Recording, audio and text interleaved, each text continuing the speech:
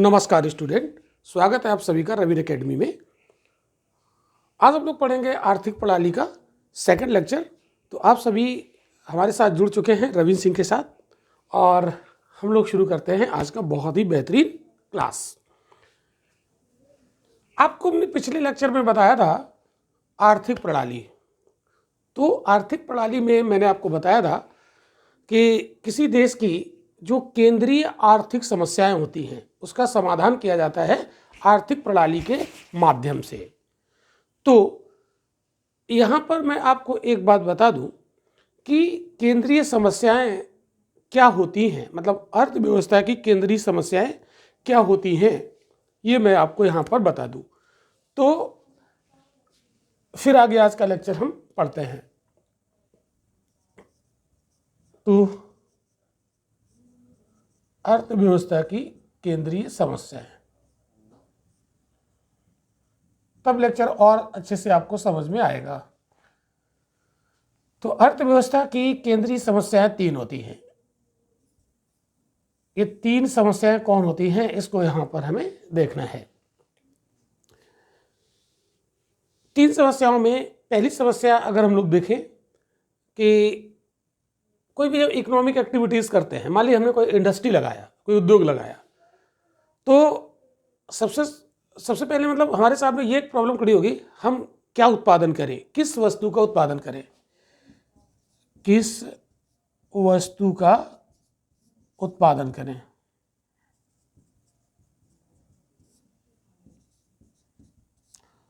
और किस वस्तु का उत्पादन ना करें,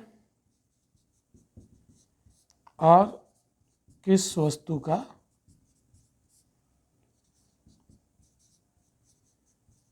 उत्पादन ना करें। एक पहली प्रॉब्लम यहां पर यह खड़ी है, सोचना पड़ेगा कि कौन सी वस्तु का उत्पादन करें और कौन सी वस्तु का उत्पादन ना करें। दूसरी प्रॉब्लम यहां पर हमारे सामने ये दिखेगी कि उत्पादन करे कौन, प्राइवेट सेक्टर करे या गवर्नमेंट सेक्टर करे, किसको उत्पादन में आगे आना चाहिए। तो उत्पादन की क्रिया किसके द्वारा संपन्न की जाए।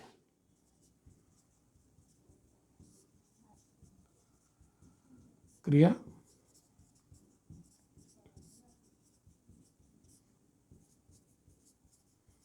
किसके द्वारा संपन्न की जाए। यहां मेरा कहने का मतलब है कि प्राइवेट सेक्टर उत्पादन करे कि गवर्नमेंट सेक्टर उत्पादन करे, कोई ना कोई तो करेगा ना, किसी न किसी को तो उत्पादन करना पड़ेगा, तभी तो किसी कंट्री की अर्थव्यवस्था डेवलप हो पाएगी। मैं समझ रहे हैं आप लोग। और तीसरी प्रॉब्लम यहां पर आपको ये दिखेगी, विभिन्न प्रयोगों में संसाधनों का आवंटन कैसे हो। विभिन्न प्रयोगों में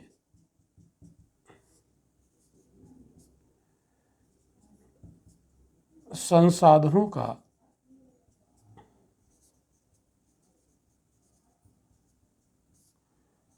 आवंटन कैसे हो। ये तीन समस्याएं मेजर होती हैं किसी भी अर्थव्यवस्था की। केंद्रीय समस्या इनको कहते हैं, ये मेजर प्रॉब्लम है। तो अगर ये समस्याएं दूर हो जाएं, बात आप समझ रहे हैं, अगर ये तीनों प्रॉब्लम दूर हो जाएं तो देश का विकास हो जाएगा, किसी भी अर्थव्यवस्था का डेवलपमेंट होने लगेगा, ग्रोथ करने लगेगी। और अगर यही डिसीजन हम नहीं ले पाते हैं तो फिर ग्रोथ ही नहीं हो पाएगी। तो ये जो केंद्रीय समस्याएं होती हैं तीन, मुख्य तौर पर इनका ही समाधान किया जाता है आर्थिक प्रणाली के माध्यम से। तो आर्थिक प्रणाली में आपको मैंने बताया था ये तीन प्रकार की होती है। एक होती है कैपिटलिस्टिक, है ना, तो यानी पूंजीवादी अर्थव्यवस्था,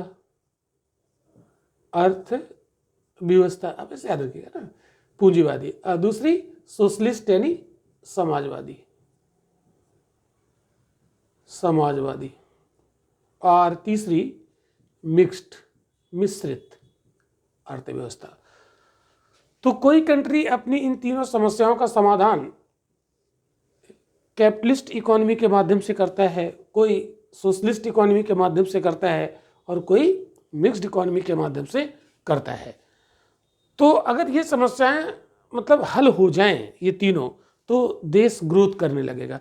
इसका मतलब है अगर कोई कंट्री अपना विकास करना चाह रहा है, अपना ग्रोथ करना चाह रहा है, हालांकि डेवलपमेंट एंड ग्रोथ में डिफरेंस होते हैं, आगे हम लोग पढ़ेंगे। तो अगर कोई भी कंट्री अपना विकास करना चाह रहा है तो उसके सामने ये 3 मेजर समस्याएं खड़ी होती हैं, और इन 3 मेजर समस्याओं का समाधान हम आर्थिक प्रणाली के माध्यम से करते हैं। अब भारत कौन सी प्रणाली के माध्यम से ये प्रॉब्लम सॉल्व कर रहा है, अमेरिका कौन सी प्रणाली को फॉलो करके प्रॉब्लम सॉल्व कर रहा है, पश्चिमी यूरोपीय कंट्री किस माध्यम से, किस आर्थिक प्रणाली के माध्यम से प्रॉब्लम को सॉल्व कर रहा है, रसिया, चाइना, है ना, ये सब कैसे करते हैं। तो यही चीज़ें हम यहाँ पर पढ़ने वाले हैं। इट मीन्स ये विकास के 3 रास्ते हैं, है ना, ये जो पूंजीवादी, समाजवादी और मिश्रित, ये विकास के 3 रास्ते हैं। किसी भी कंट्री का विकास इन्हीं 3 रास्तों के माध्यम से होता है, क्योंकि ये वो 3 रास्ते वो हैं जो इन केंद्रीय समस्याओं का समाधान देते हैं। आई होप कि आपको पूरी की पूरी बात समझ में आ गई होगी। तो जैसा कि हमने पिछले क्लास में पढ़ाया था आपको, कैपिटलिस्ट इकोनॉमी यानी पूंजीवादी अर्थव्यवस्था, तो आर्थिक प्रणाली में एक टाइप का हमने बताया था। तो पूंजीवादी अर्थव्यवस्था क्या कहती है, किस वस्तु का उत्पादन किया जाए, उस वस्तु का उत्पादन किया जाए जिसकी डिमांड हो, है ना, कंज्यूमर जिसकी मांग करता हो उसका उत्पादन किया जाए। तो जो पूंजीवादी आर्थिक प्रणाली है, इकोनॉमिक सिस्टम, वो इस पहली प्रॉब्लम को कैसे हल कर रहा है, कौन उत्पादन करेगा, प्राइवेट सेक्टर। किसका उत्पादन करेगा, कौन उत्पादन करेगा, प्राइवेट सेक्टर। किसका उत्पादन करेगा, जिसकी डिमांड होगी, कंज्यूमर जिसकी मांग क्रिएट करेगा उसका। और उत्पादन की क्रिया में जो है ना, विभिन्न प्रयोगों में संसाधन का आवंटन कैसे हो, तो जिसका उत्पादन करेंगे उसी में उतने संसाधन हम लगा देंगे। ठीक है, बात आप समझ रहे हैं। तो ये पूंजीवादी अर्थव्यवस्था। अब समाजवादी अर्थव्यवस्था कैसे इन समस्याओं का हल करती है, वो अभी हम आज वाले लेक्चर में सीखने वाले हैं। क्लियर। तो मेरा यहाँ पर पढ़ाने का मतलब है कि आपके कॉन्सेप्ट भी क्लियर हों और आपके यूपीएससी में क्वेश्चन भी सॉल्व हो, चाहे वो प्रीलिम का क्वेश्चन हो चाहे वो मेंस का हो। हालांकि ये जो हमारा लेक्चर है ये प्रीलिम के लिए है जो हम यहाँ पर पढ़ रहे हैं, मेंस के लिए आपको और थोड़ा सा इसमें वर्क और करना पड़ेगा। तो स्टूडेंट्स, अगर आपको हमारा प्री मेंस दोनों क्लासेस ज्वाइन करने हैं और ऑनलाइन अगर आप हमसे पढ़ना चाह रहे हैं तो आप रविन एकेडमी का एप्लीकेशन प्ले स्टोर से डाउनलोड कर लीजिए, उसको अपने एंड्रॉइड फ़ोन पर लॉगिन कर लीजिएगा। वहाँ पर हमारे सारे लेक्चर आपको मिलेंगे, प्री मेंस सारा कुछ गाइड किया जाएगा। हमारे पर्सनल गाइडेंस में आपकी पूरी तैयारी होगी। आपका हाथ पकड़ के चलेंगे कि कैसे, कहाँ पर, किस तरीके से आपको काम करना है, प्रीलिम में कैसे करना है, मेंस में कैसे करना है। ऑनलाइन क्लास से जुड़ी हुई यदि आपको कोई जानकारी लेनी है तो स्क्रीन पर दिए गए व्हाट्सएप नंबर पर आप मैसेज ड्रॉप कर सकते हैं या आप डायरेक्ट कॉल कर सकते हैं। हमारी टीम आपको पूरा सजेस्ट कर देगी, सारा गाइड कर देगी कि कैसे आपको हमारे क्लास मिल पाएंगे। ओके, चलिए, तो आज के लेक्चर में हम लोग बात करने वाले हैं इकोनॉमिक सिस्टम में कैपिटलिस्ट इकोनॉमी जो हमने पढ़ा था, तो वो पूरा समझा दिया था, सारे कॉन्सेप्ट हमने क्लियर कर दिए थे। आज हम यहाँ पर देखेंगे कि जो पूंजीवादी अर्थव्यवस्था है उसके क्या लाभ हैं, उसके क्या लाभ हैं और क्या हानियाँ हैं। ये चीज़ें आज के क्लास में अभी पहले हम लोग देख लेते हैं। तो ये एक मतलब 2-3 बहुत ही बेसिक लेक्चर रहेंगे ताकि आप आगे की इकोनॉमी को समझ पाएँ। क्लियर। और मेरा पूरा उद्देश्य है कि आपको हम अर्थशास्त्री नहीं बनाएंगे, अर्थशास्त्र हमें नहीं आता है, हम आपको इकोनॉमी पढ़ा रहे हैं और उतना ज़रूर जितना कि यूपीएससी पूछता है और उतने की ही डिमांड है, हमें अर्थशास्त्री बनने की ज़रूरत नहीं है। जो लोग अर्थशास्त्री बनते हैं वो यूपीएससी के क्वेश्चन सॉल्व नहीं कर पाते हैं। ठीक है, चल। तो यहाँ पर पूंजीवादी अर्थव्यवस्था के क्या लाभ है, यानी इसका जो मेरिट्स है वो क्या है। तो merits of capitalist economy, merits of capitalist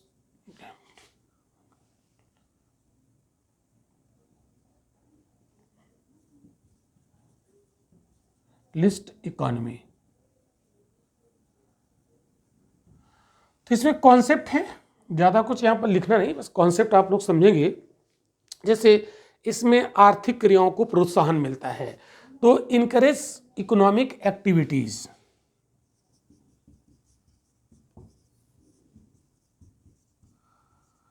आर्थिक क्रियाओं को प्रोत्साहन।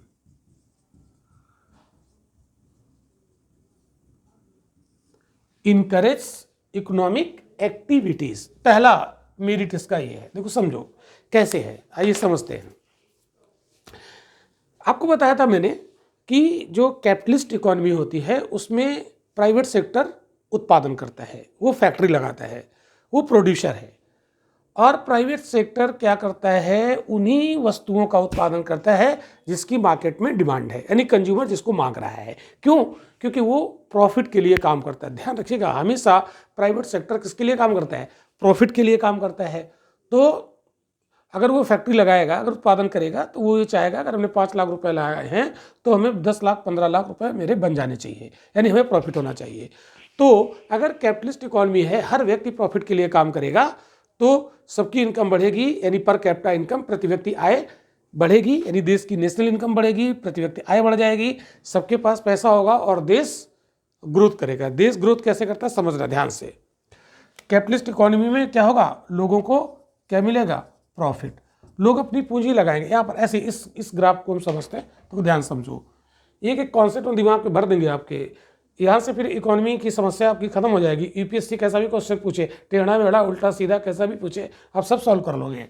देखो, तो जैसे कोई प्राइवेट सेक्टर है ना, वो अपना पैसा इन्वेस्ट करेगा, यानी उसने क्या किया? इन्वेस्टमेंट किया, यानी उसने किया इन्वेस्ट, ठीक है।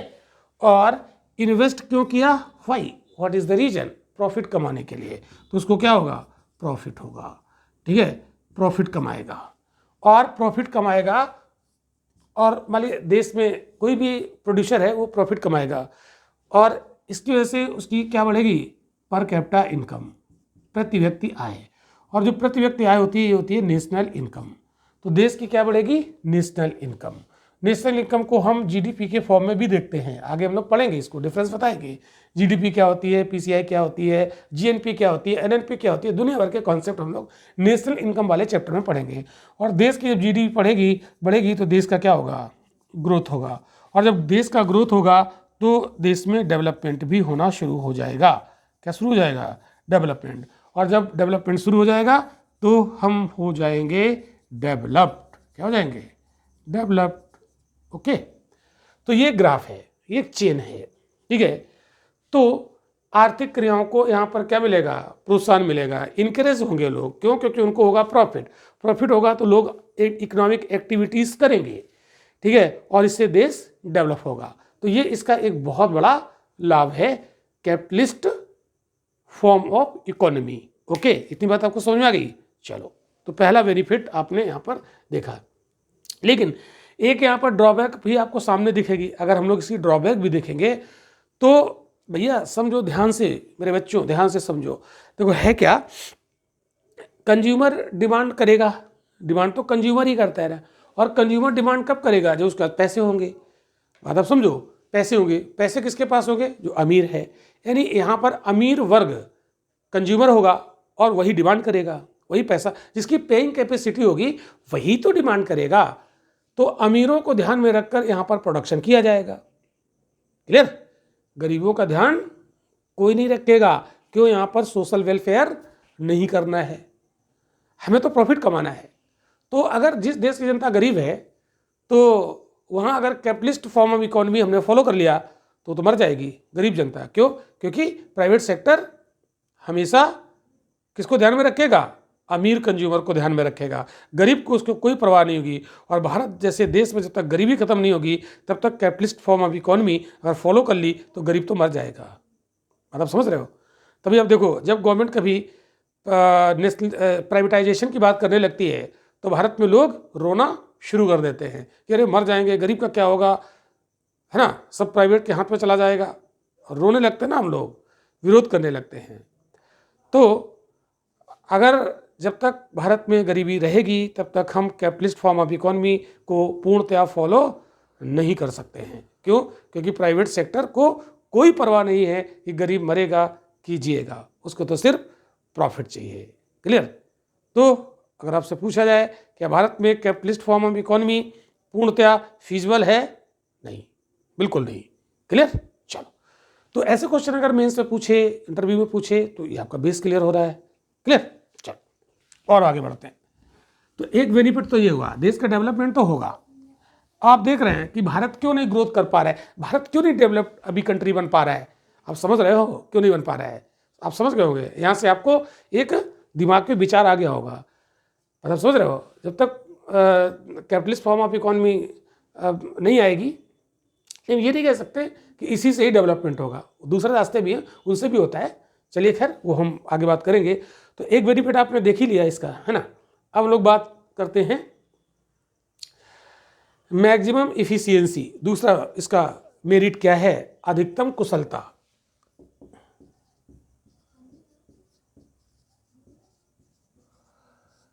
अधिकतम कुशलता, मैक्सिमम इफिशियंसी, ये कैसे होता है। तो पूंजीवादी अर्थव्यवस्था में अधिकतम कुशलता होती है, वजह क्या है, सोचो जरा, दिमाग लगाओ। दिमाग है ना, दिमाग थोड़ा सा लगाया करो आप लोग, है ना। इकोनॉमी पढ़ रहे हैं इसका मतलब ये नहीं कि बहुत ही मतलब बहुत सारी किताबों की भाषा में रटनी, नहीं, ऐसा नहीं। इसको आप अपने जीवन पे अप्लाई करो। क्लियर। देखो, आपको ने बताया था कि जब कैपिटलिस्ट फॉर्म ऑफ इकोनॉमी होती है तो इसमें कंपटीशन बहुत ज़्यादा होता है। याद करो पिछला लेक्चर, एक एक लेक्चर इंपॉर्टेंट है। अगर आप पिछला लेक्चर नहीं देखे हैं तो अगला लेक्चर आपको समझ में आने वाला नहीं है। यह है इकोनॉमी, मतलब समझ रहे हो। तो कोई भी लेक्चर आपको नहीं छोड़ना है।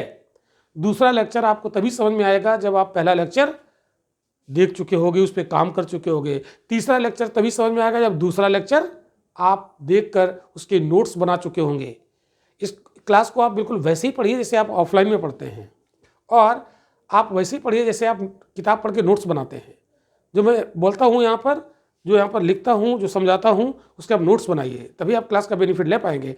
ऑनलाइन आप कैसे ऑनलाइन से बेनिफिट लिया जाता है, पहले आप लेक्चर को पूरा देखो, एक बार अच्छे से समझो, सुनो, बिल्कुल मत लिखो, फिर दोबारा फिर देखो उसको पॉज करके, और फिर उसके नोट्स आप प्रिपेयर करो। जैसे हम लोग कोई बुक पढ़ते हैं तो बुक कैसे पढ़ी जाती है, पहले हम बुक को 4, 5, 6, 7, 8, 10 बार पढ़ लेते हैं, और 10 बार पढ़ने के बाद फिर उसका नोट्स बना लेते हैं।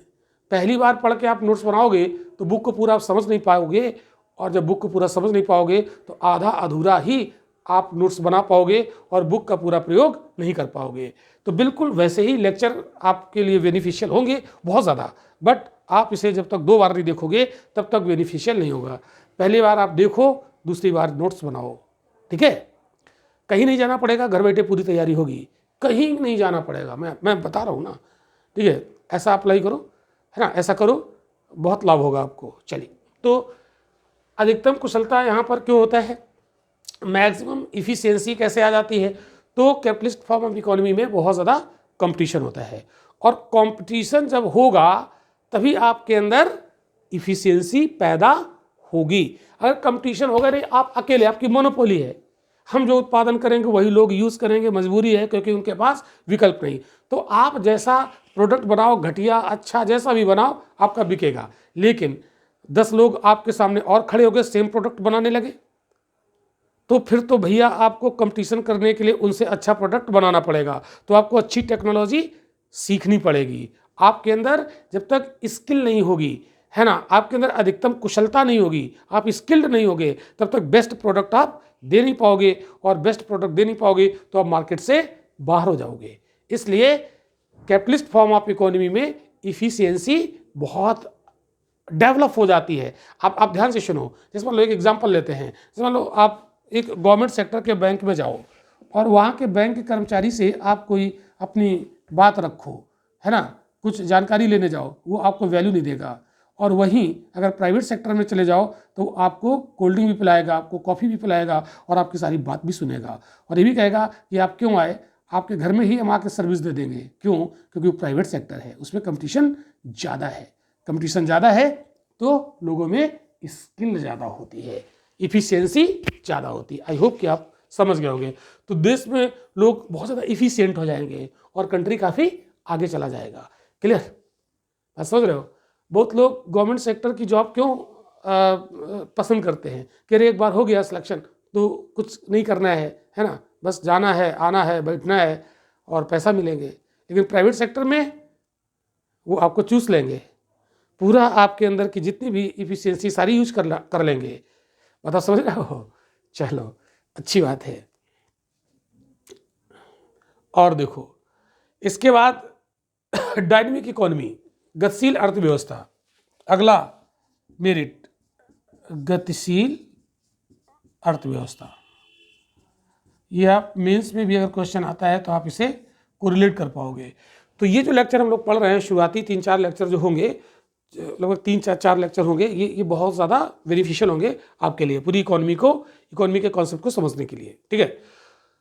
तो पूंजीवादी जो अर्थव्यवस्था होती है, इसमें नई नई खोज और आविष्कार लगातार होते रहते हैं। क्यों? क्योंकि नई टेक्निक खोजेंगे। अगर हम नई टेक्नोलॉजी खोजेंगे तभी तो हम अच्छा प्रोडक्ट बना पाएंगे, और जब अच्छा प्रोडक्ट बना पाएंगे तभी तो हम कंज्यूमर को ज़्यादा सेटिस्फाइड कर पाएंगे, तभी तो कंज्यूमर हमारा प्रोडक्ट डिमांड करेगा। तो ऐसा नहीं कि एक फार्मूला हमने बना लिया, उसी फार्मूले से प्रोडक्ट बना रहे हैं, उसी फार्मूले से प्रोडक्ट बनाए पड़े हैं, है ना। तो उसमें हमें नई नई खोज करनी पड़ेगी, यानी उसमें R&D करना पड़ेगा, ठीक है। और R&D करना पड़ेगा तो हम अच्छे प्रोडक्ट दे पाएंगे। तो हमारी इकोनॉमी ठहरी हुई नहीं होगी, वो गतिशील होगी। कैसी होगी? गतिशील होगी, डायनेमिक इकोनॉमी होगी।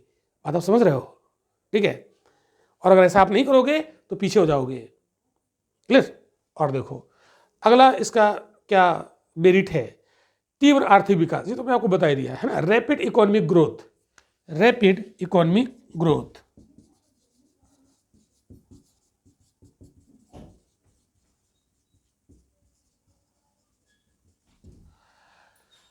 रैपिड इकोनॉमिक ग्रोथ होता है इसमें, ये हम आपको समझा चुके हैं। आगे बढ़ते हैं। तो ये तो यहाँ पर इसके मेरिट हो गए। अब इसके कुछ डीमेरिट हैं, उसको भी थोड़ा सा हम लोग देख सकते हैं। क्या डीमेरिट्स हो सकते हैं कैपिटलिस्ट इकोनॉमी के? डीमेरिट्स ऑफ कैपिटलिस्ट इकोनॉमी, देखो कुछ समझ लेते हैं। तो अगर कोई चीज़ मतलब है, उसके अगर लाभ हैं तो हानियाँ भी होती हैं, एक साथ चलता है, क्लियर।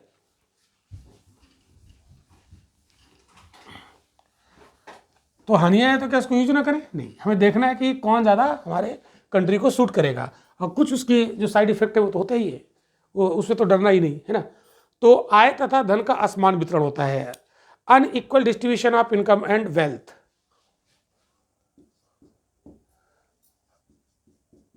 आय तथा धन का असमान वितरण,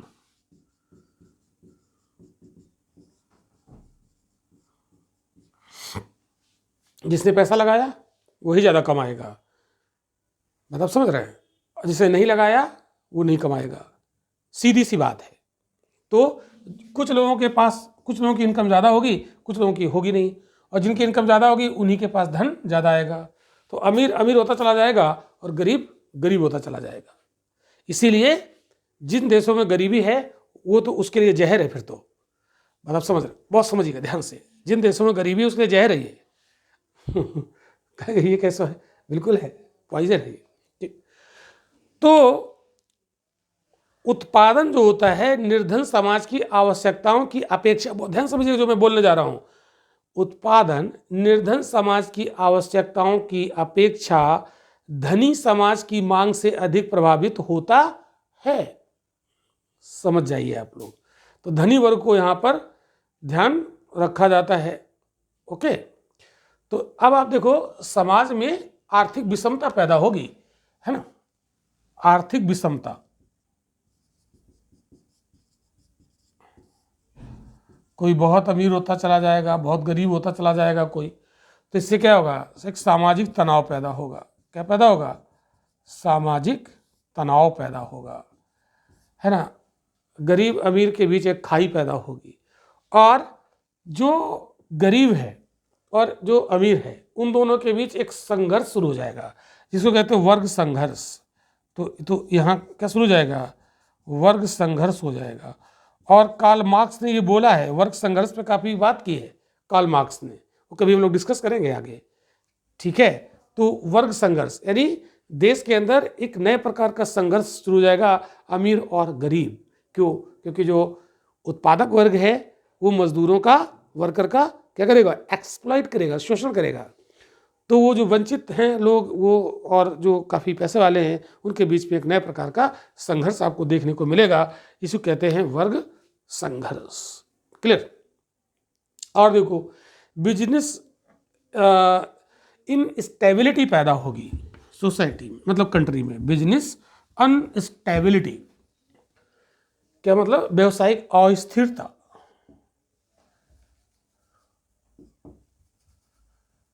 व्यावसायिक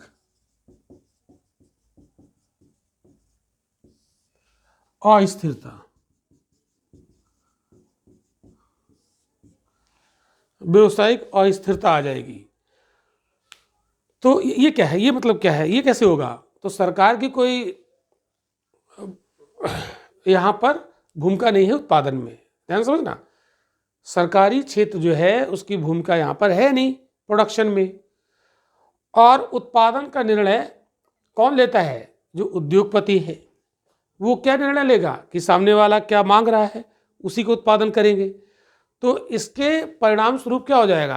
अति उत्पादन और अल्प उत्पादन तथा व्यावसायिक अस्थिरता उत्पन्न हो जाएगी। मतलब जो आज हम व्यवसाय कर रहे हैं, हो सकता है कल हमें स्विच करना पड़े। क्यों? क्योंकि कंज्यूमर की डिमांड समय के साथ बदल जाती है। तो हम कोई दूसरा व्यवसाय अपनाएं, फिर तीसरा अपनाएं, चौथा अपनाएं, तो ये क्या होगा? व्यावसायिक अस्थिरता आ जाएगी। ये भी एक इसका ड्रॉबैक है। क्लियर? उत्पादन के संसाधनों का अनुचित आवंटन। अगला, उत्पादन के साधनों का उत्पादन की साधनों का अनुचित आवंटन।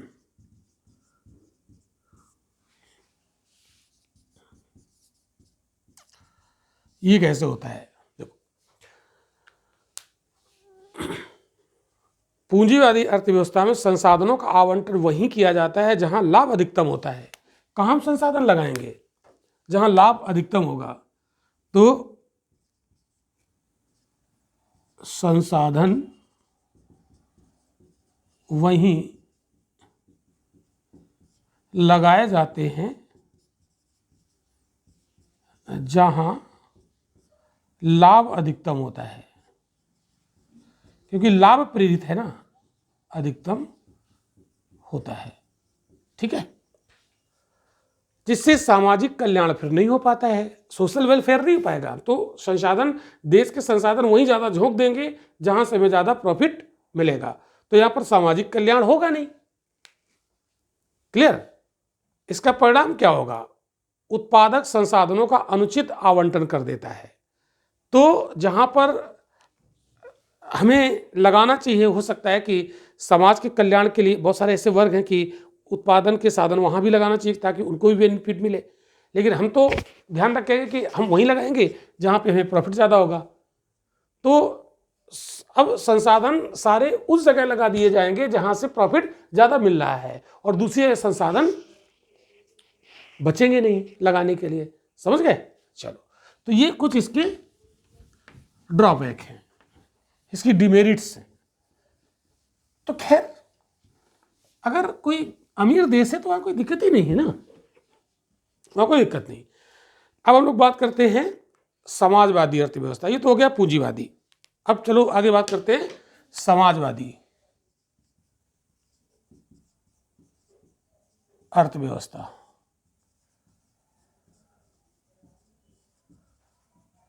अगर आपने पूंजीवादी अर्थव्यवस्था को सही से समझ लिया तो समाजवादी अर्थव्यवस्था बहुत आसान है, बहुत इजी है। ये समाजवादी अर्थव्यवस्था है, पूंजीवादी अर्थव्यवस्था का अपोजिट दिखेगा आपको। तो अगर मोटा मोटा अंतर आपको बताना चाहें, इसकी विशेषताएं मोटी मोटी आपको बताना चाहें, तो आपके दिमाग में तुरंत आ गई होंगी। इसमें गवर्नमेंट सेक्टर का ही हस्तक्षेप होगा, प्राइवेट सेक्टर का कोई हस्तक्षेप नहीं होगा। यानी उत्पादन कौन करेगा? गवर्नमेंट सेक्टर करेगी। मतलब समझ रहे हैं? उत्पादन गवर्नमेंट सेक्टर करेगी, प्राइवेट सेक्टर यहाँ पर उत्पादन नहीं करेगा।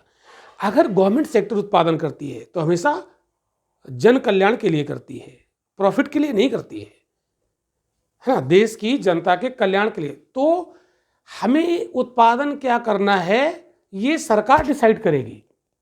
जबकि कैपिटलिस्ट फॉर्म ऑफ इकोनॉमी में उत्पादन क्या करना है वो डिसाइड कौन करता था?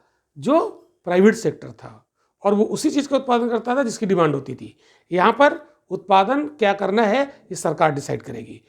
किसी पर्टिकुलर कंज्यूमर को क्या चाहिए, हमें वो ध्यान नहीं रखना है। हम तो उस चीज़ का उत्पादन करेंगे जिससे देश की जनता का ज़्यादा कल्याण हो। तो जो उत्पादन हम करेंगे वही कंज्यूमर यूज करेगा।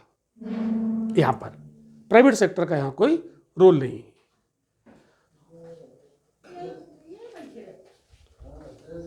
तो टोटली यहां पर सरकार डिसाइड करेगी, तो सरकार का पूरा हस्तक्षेप होगा। इसको एक नाम और दिया जाता है, समाजवादी अर्थव्यवस्था को एक नाम और दिया जाता है, केंद्रीकृत नियोजन प्रणाली। इसको ये भी कहते हैं, केंद्रीकृत नियोजन प्रणाली भी कहते हैं। इंग्लिश में इसको कहते हैं सेंट्रलाइज्ड प्लानिंग सिस्टम।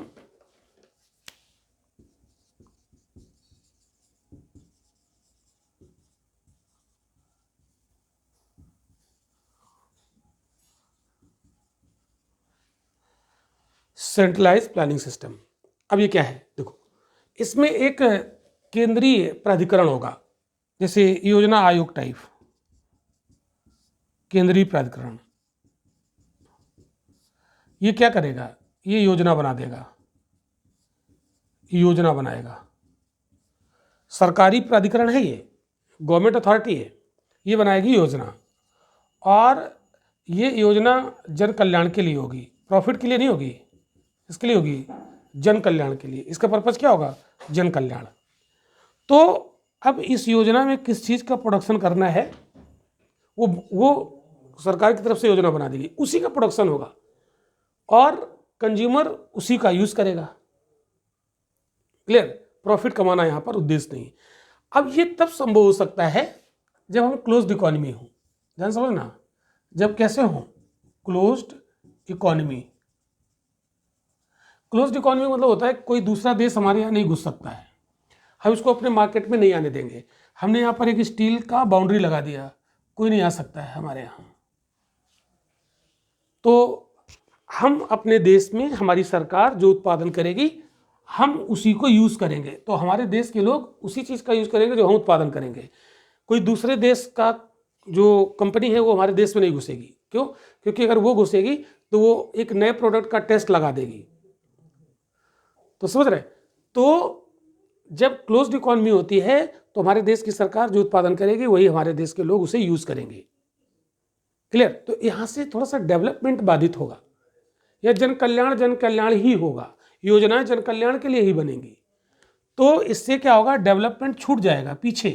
तो यहाँ शायद अगर पूर्णतया हम सरकार को सारी चीज़ें दे देंगे तो डेवलपमेंट रुक जाएगा, कल्याणकारी काम होगा और देश घाटे में चला जाएगा। तो ऐसी जो समाजवादी अर्थव्यवस्था है वो भारत जैसे देश में सफल पूर्णतया नहीं हो पाएगी। अगर पूर्णतया हम लोग सोशलिस्ट इकोनॉमी को फॉलो करें तो यहाँ पर समस्या हो सकती है। क्लियर? तो ये बात आपको समझ में आ गई। तो उत्पादन जो है कौन निर्धारित करेगा, सरकार, इतनी बात याद रखिएगा। तो इसकी विशेषताओं में आप लिख सकते हैं, सार्वजनिक स्वामित्व तो होता है, सामाजिक कल्याण के उद्देश्य पर आधारित एक नियोजित अर्थव्यवस्था है, ये प्लान्ड इकोनॉमी होती है, सोशल वेलफेयर इसका प्रमुख उद्देश्य होता है। कीमतों का निर्धारण डिमांड और सप्लाई नहीं करेगी, मार्केट के शक्तियां कीमतों का निर्धारण नहीं करेगी। कीमतों का निर्धारण केंद्रीय नियोजन प्राधिकरण, जो सेंट्रल जो प्लानिंग अथॉरिटी है वो डिसाइड करेगी। और समाजवादी अर्थव्यवस्था जैसे आप देखें कुछ कंट्री है, जैसे बल्गारिया है, हंगरी है, ऐसे बहुत सारे देशों में है। तो समाजवादी अर्थव्यवस्था का जब चरम होता है तो उसको मार्क्सवादी अर्थव्यवस्था उसको बोलते हैं, इसका चरम होता है। तो वो चीज़ें आगे हम लोग डिस्कस करेंगे। इतना समझ में आ गया? क्लियर? तो यहाँ पर जो उद्यमी होते हैं, एंटरप्रेन्योर, उद्यमी, उनको यहाँ पर कोई स्वतंत्रता नहीं होती है। तो उद्यमियों को कोई स्वतंत्रता नहीं होती है, पहली फीचर। उद्यमियों को कोई स्वतंत्रता नहीं होती, स्वतंत्रता नहीं। क्लियर, सरकार चूंकि सारा डिसाइड करेगी। अब देखो, समाज कल्याण का उद्देश्य होगा, समाज कल्याण का उद्देश्य, पूंजीवादी में क्या था, प्रॉफिट का उद्देश्य था, यहाँ समाज कल्याण का उद्देश्य होगा इस वाले सिस्टम में। ठीक है, तीसरा इसका विशेषता क्या होगा, नियोजन संयंत्र उत्पादन को निर्देशित करेगा, नियोजन संयंत्र उत्पादन को निर्देशित करेगा, उत्पादन को निर्देशित करेगा। ये पॉइंट शायद आपको समझ में आ रहा होगा, निर्देशित करेगा। Planning mechanism guides production, planning mechanism guides production. तो इसमें क्या होगा, एक सेंट्रल अथॉरिटी होगी जो प्लानिंग करेगा, और प्लानिंग में जो बात कही जाएगी, जिस चीज़ का उत्पादन करने की बात कही जाएगी, उसी चीज़ का उत्पादन होगा। क्लियर, यहाँ डिमांड और सप्लाई जो बाजार की अदृश्य शक्तियाँ हैं वो उत्पादन को डिसाइड नहीं करेगा। क्लियर, यहाँ पर कोई कंपटीशन नहीं होगा, नो कंपटीशन, कोई प्राइवेट सेक्टर है ही नहीं, सरकार है, और सरकारी काम आप जानते हैं कैसे होता है, तो नो कंपटीशन, कोई प्रतियोगिता नहीं। और जब प्रतियोगिता नहीं होगी तो स्किल भी तो नहीं होगा, एफिशिएंसी भी तो नहीं होगी। यानी देश की जो अर्थव्यवस्था है वो धीरे धीरे स्लोली ग्रोथ करेगी, ज़्यादा तेजी से रैपिड ग्रोथ नहीं हो पाएगी फिर तो, जब है ना कोई कंपटीशन ही नहीं है। ये इसका एक विशेषता है। और यहाँ पर उपभोक्ता प्रभुसत्ता की अनुपस्थिति होगी। अगला फीचर यहाँ पर मैं इसको रब कर देता हूँ, आप लोग इसको नोट करते रहिए।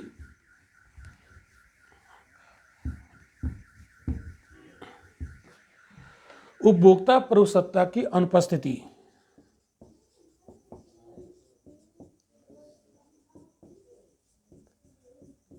प्रभुसत्ता की अनुपस्थिति, absence of consumer sovereignty, absence of consumers sovereignty।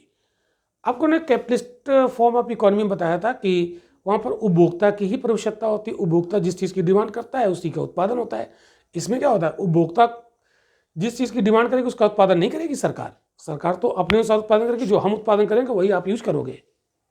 और सरकार ध्यान में रखेगी कि समाज में चीज़ों को क्या ज़रूरत है, किसी इंडिविजुअल की ज़रूरत को लेकर प्रोडक्शन नहीं होगा। तो यहाँ पर उपभोक्ताओं के अपने जो भावनाएं हैं उसका दमन करना पड़ेगा। हमें जिस चीज़ की ज़रूरत है वो सरकार नहीं बनाएगी, जो सरकार बनाएगी उसी को हमें। अब देखो, हम थोड़ा सा आपको बताते हैं। अगर हम लोग 1991 के पहले चले जाएं, 1991 के पहले, 1991 के पहले भारत जो था वो लगभग क्लोज्ड इकोनॉमी था। कैसा था, क्लोज्ड इकोनॉमी था, समझना ध्यान से, इकोनॉमी था बिफोर, यानी 1991 के पहले, यानी 80 के दशक में चले जाएं, 80 के डिकेड में चले जाएं, तो क्लोज्ड इकोनॉमी था। तो यहाँ पर कोई दूसरा नहीं आएगा, यहाँ पर कोई दूसरा नहीं आएगा। तो आप देखेंगे कि हमारे देश में मान लो मनोरंजन के लिए टीवी बनता था, जैसे टीवी, टेलीविज़न, तो वही ब्लैक एंड वाइट बनता था। कैसा बनता था, ब्लैक एंड वाइट टीवी बनता था। तो अगर भारत में कोई ऐसा कंज्यूमर है जिसका पैसे है और वो कलर टीवी मांगे, तो कलर टीवी उसको मिलेगा ही नहीं। समझना, बहुत ध्यान समझना, बड़ी काम की चीज़ बताने जा रहा हूँ। तो अगर कोई पैसे वाला लोग है उस दौर में और वो कहे हमें कलर टीवी चाहिए, हम देखना चाहेंगे कि वहाँ पर जो कोई मूवी देख रहे हैं तो उसमें जो गाना चल रहा है उसमें किस तरीके के कपड़े पहन रहे हैं, कलर, वो हमें देखना है, तो कलर टीवी उपलब्ध है ही नहीं। तो चाहे अमीर हो चाहे गरीब हो, टीवी ब्लैक एंड वाइट ही उपलब्ध है। तो चाहे अमीर वर्ग को टीवी की जरूरत हो चाहे गरीब, तो खरीद के लाएगा तो ब्लैक एंड वाइट ही होगा। तो समानता होगी सबके यहाँ, समानता। तो यहाँ पर कोई कंपनी बाहरी आई नहीं। आज की डेट में देखो, आज तो हम ओपन इकोनॉमी हो गए, ग्लोबल इकोनॉमी हो गए। तो बाहर की कंपनियां, अमेरिका, जापान, है ना, साउथ कोरिया, ये सब कंपनियां भारत में आ चुकी, तो वो तो अच्छी टेक्नोलॉजी लेके आ गई। तो अब यहाँ पर हम कैपिटलिस्ट फॉर्म ऑफ इकोनॉमी की तरफ धीरे धीरे जा रहे हैं। तो उस समय अब अगर जैसे मान लो कोई ऐसा देश है जो समाजवादी अर्थव्यवस्था पूर्णतः फॉलो कर रहा है।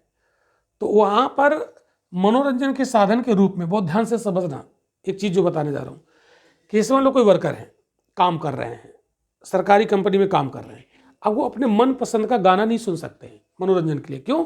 क्योंकि सरकार ही मनोरंजन के लिए ब्रॉडकास्ट करेगी कोई एक प्रोग्राम और वही हमें देखना होगा। तो काम करने के बाद जब लंच होगा, लंच के दौरान 10 मिनट के लिए म्यूजिक चलाया जाएगा, उस समय म्यूजिक का आनंद ले सकता है। बात आप समझ रहे हैं? कितनी बंधी हुई जिंदगी होगी। सरकार जो करेगी वही हमें उसी को यूज करना है।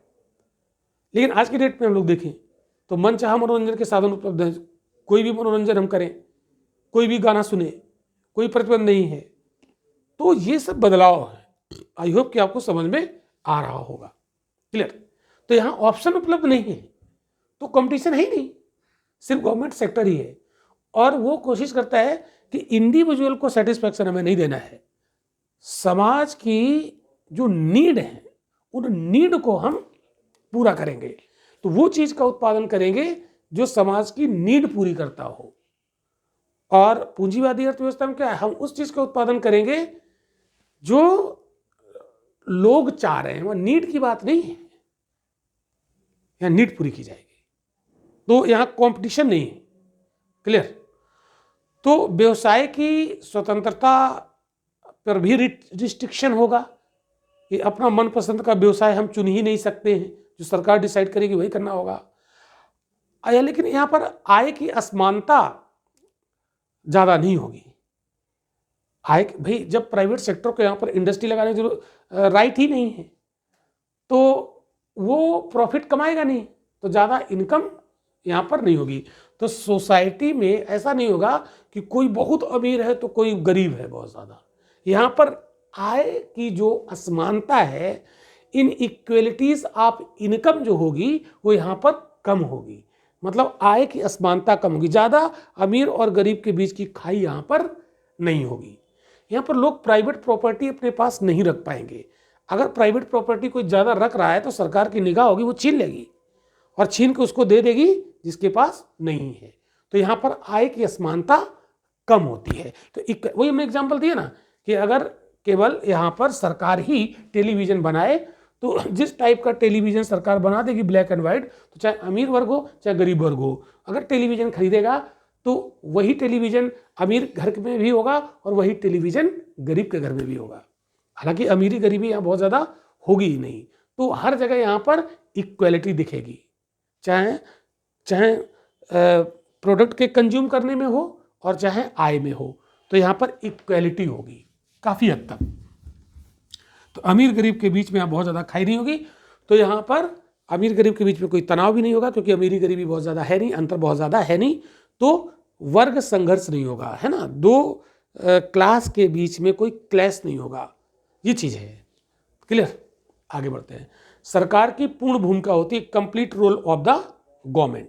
इसमें सरकार का कंप्लीट रोल होता है इकोनॉमिक एक्टिविटी में। फिर अब हम लोग देखते हैं समाजवादी अर्थव्यवस्था के क्या लाभ हैं, merits of socialist economy.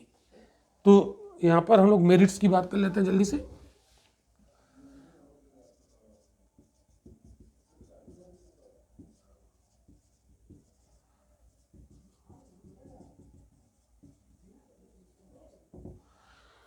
Merits of socialist economy.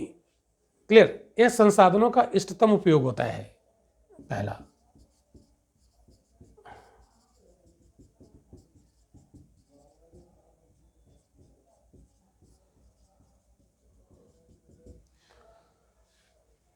Optimum utilisation of resources. तो चाहे वो मानवीय संसाधन हो चाहे वो कोई प्राकृतिक संसाधन हो, सभी का ऑप्टिमम यूटिलाइजेशन होता है। और उत्पादन चूंकि समाज कल्याण के उद्देश्य से होता है, ना कि लाभ अर्जन के लिए। लाभ अर्जन के लिए अगर हम लोग उत्पादन करेंगे तो हम संसाधनों का, जानते हो क्या, संसाधनों का हम ऐसे यूज करेंगे जिससे वो लाभ दें, ऑप्टिमम यूज नहीं करेंगे। क्लियर? तो अर्थव्यवस्था में सभी क्षेत्रों के विकास के लिए प्रयास किए जाते हैं, जबकि पूंजीवादी अर्थव्यवस्था में क्या था, कोई एक पर्टिकुलर क्षेत्र का डेवलपमेंट होगा, कुछ वर्ग के पास ही पैसा होगा। Clear.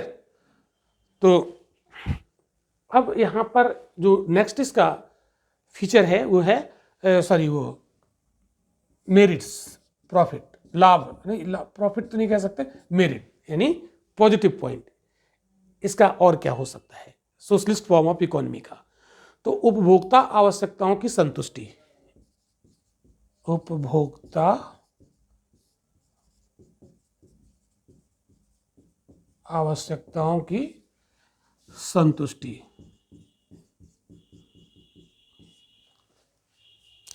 Satisfaction of consumers needs. यहां पर नीड्स पर फोकस किया जाता है यहां पर। तो अब थोड़ा सा हम यहां पर बताना चाहेंगे, जो पूंजीवादी अर्थव्यवस्था थी उसमें नीड पर ध्यान नहीं दिया जाता था। जैसे गरीब वर्ग है, उसकी जो नीड है उसको ध्यान में नहीं रखा जाएगा। किसको ध्यान में रखा जाएगा? जो अमीर कंज्यूमर है उसकी जो मतलब क्या कह सकते हैं, विलासता की चीज़ें है ना, जो विलासता की चीज़ें होंगी वो विलासता की चीज़ों की डिमांड करेगा, हम उसका उत्पादन करेंगे। नीड पे फोकस ही नहीं है। सोसाइटी की नीड क्या है वहाँ पर कोई फोकस नहीं है, लेकिन यहाँ पर नीड पर फोकस किया जाएगा। आपकी नीड पूरी की जाएंगी, आपकी आवश्यकताओं को सेटिस्फाइड किया जाएगा, ये यहाँ पर है। तो समाज की जो वास्तविक आवश्यकताएं हैं उनकी पूर्ति यहाँ से होती है समाजवादी अर्थव्यवस्था में। क्लियर। अब आय तथा धन का समान वितरण होता है, ये तो हम पहले ही बता चुके हैं, आय और धन का समान वितरण। अब हम इसके डीमेरिट देख लेते हैं। सोशलिस्ट फॉर्म ऑफ इकोनॉमी के डीमेरिट्स को यहां पर देखते हैं।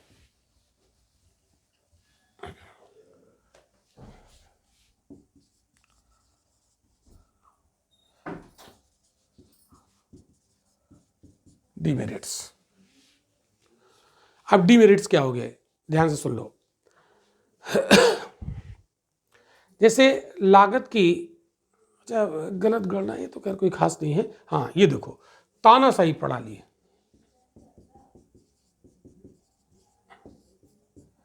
यहां पर डिक्टेटरशिप दिखेगी आपको। क्यों? हम मांग रहे हैं कलर टीवी, सरकार ब्लैक एंड व्हाइट बना रही है, कहते जो हम कहेंगे वो यूज करो। तो हमारी भावनाओं का ख्याल नहीं रखा जाएगा, हमारी इच्छाओं का ख्याल नहीं रखा जाएगा, देश की समाज की नीड का ख्याल रखा जाएगा। तो यहाँ पर जो सरकार कहेगी वही आपको करना पड़ेगा, जो सरकार उत्पादन करेगी वही आपको यूज करना पड़ेगा। तो यहाँ पर सरकार की क्या दिख रही है? तानाशाही दिख रही है। लेकिन कैपिटलिस्ट फॉर्म ऑफ इकोनॉमी में क्या था? जो कंज्यूमर मांगता था वही मिलता था उसे, और यहाँ कंज्यूमर जो मांगेगा वो नहीं मिलेगा, यहाँ तानाशाही दिखेगी। क्लियर। इस अर्थव्यवस्था में सरकार के हाथों में शक्ति का केंद्रीकरण हो जाएगा, है ना। सरकार के हाथों में शक्ति का केंद्रीकरण, सारी पावर सरकार के हाथ में होगी, प्राइवेट सेक्टर के हाथ में कुछ नहीं होगा। क्लियर। तो ये यहाँ पर दो बहुत बड़े डीमेरिट दिख रहे हैं।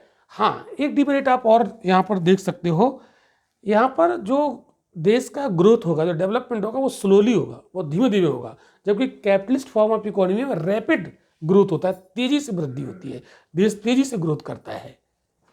तभी आप देखोगे कि जो मतलब कैपिटलिस्ट फॉर्म ऑफ इकोनॉमी है वो ज़्यादातर आप दुनिया के जो विकसित देश हैं वो पूंजीवादी देश हैं, कैपिटलिस्ट फॉर्म ऑफ इकोनॉमी है। क्लियर। तो वहाँ पर रैपिड ग्रोथ होता है, रैपिड डेवलपमेंट होता है। तो आज के लेक्चर में हमने यहाँ पर इकोनॉमिक सिस्टम में सोशलिस्ट फॉर्म ऑफ इकोनॉमी को डिटेल में समझा और कैपिटलिस्ट फॉर्म ऑफ इकोनॉमी के मेरिट्स और डिमेरिट्स को समझा। अब यहाँ पर एक और बचता है जो मिक्स्ड फॉर्म ऑफ इकोनॉमी है। तो अब इंडिया ये सब चीज़ें देख रहा था, भारत, तो भारत की सिचुएशन जो थी जब भारत आज़ाद हुआ, तो यहाँ पर जो जवाहरलाल नेहरू थे, जवाहरलाल नेहरू जी प्रधानमंत्री, तो उन्होंने सोचा कि भारत की स्थितियाँ अलग हैं, भारत में गरीबी है, तो यहाँ पर कैपिटलिस्ट फॉर्म ऑफ इकोनॉमी पूर्णतः लागू नहीं कर सकते हैं, तो गरीब मर जाएगा, और देश का डेवलपमेंट भी करना है, देश का विकास भी करना है। तो टोटली अगर सोशलिस्ट फॉर्म ऑफ इकोनॉमी लाएंगे तो डेवलपमेंट इतना स्लोली होगा कि हम देश की लोगों की नीड को ही देखते रहेंगे तो देश ग्रोथ नहीं कर पाएगा। तो ना तो हम totally capitalist form of economy follow कर सकते हैं और ना ही हम totally socialist form of economy follow कर सकते हैं। अच्छा, सोशलिस्ट फॉर्म ऑफ इकोनॉमी में क्या होता है, जैसा कि आपको बताया कि संसाधनों पर किसका राइट होता है, सरकार का। और भारत में चूंकि हम अंग्रेजों की कॉलोनी रहे, अंग्रेजों की कॉलोनी थे और अंग्रेजों ने भारत में जमींदारी सिस्टम शुरू कर दिया था, तो यहाँ पर भारत में जो एलोकेशन ऑफ रिसोर्सेज थे वो अनइक्वल थे। तो किसी के पास जमीन ज़्यादा थी, किसी के पास नहीं थी। तो भारत में लोगों के दिमाग में चीज़ें आ चुकी थी। अब जिसकी ज़मीन छीनी जाएगी और बांट दी जाएगी तो वो तो यहाँ पर देश में समस्या खड़ी कर देगा। तो सोशलिस्ट फॉर्म ऑफ इकोनॉमी को अगर हम अपनाते तो संसाधनों का इक्वल डिस्ट्रीब्यूशन करना पड़ता, जो कि शायद भारत में बहुत बड़ी समस्या हो जाती, क्योंकि जमींदारी सिस्टम था, उसको इतनी आसानी से हटा नहीं सकते थे। तो यहाँ पर दिमाग ये लगाया गया और जो ये सिस्टम हमारा है ना, इकोनॉमिक सिस्टम, ये है तीन ही। तो तीन प्रकार में से किसी एक के माध्यम से हमें समस्या का समाधान करना होगा। तो ये हुआ कि कुछ चीज़ें हम कैपिटलिस्ट फॉर्म ऑफ इकोनॉमी से लें और कुछ चीज़ें हम सोशलिस्ट फॉर्म ऑफ इकोनॉमी से लें और दोनों को मिक्स कर दें। तो एक तीसरी जो सिस्टम है वो मिक्स्ड इकोनॉमी। तो मिक्स्ड इकोनॉमी का कॉन्सेप्ट हम लेकर आए कि कैपिटलिस्ट फॉर्म ऑफ इकोनॉमी से तेज़ी से ग्रोथ होगी और सोशलिस्ट फॉर्म ऑफ इकोनॉमी से जो गरीब वर्ग है उसकी नीड को पूरा किया जाएगा। तो गरीब वर्ग के समाज के नीड को पूरा करते हुए देश का विकास करना है। तो इसलिए दोनों चीज़ों को यहाँ पर मिक्स किया गया। तो जो मिक्स्ड फॉर्म ऑफ इकोनॉमी है वो भी तीन प्रकार की होती है। तो उसमें तीन में जो लिबरल टाइप होती है वो इंडिया ने फॉलो की। तो उसको हम लोग पढ़ेंगे अगले लेक्चर में। आज यहीं तक, मिलते हैं हम लोग अगले लेक्चर में। Thank you.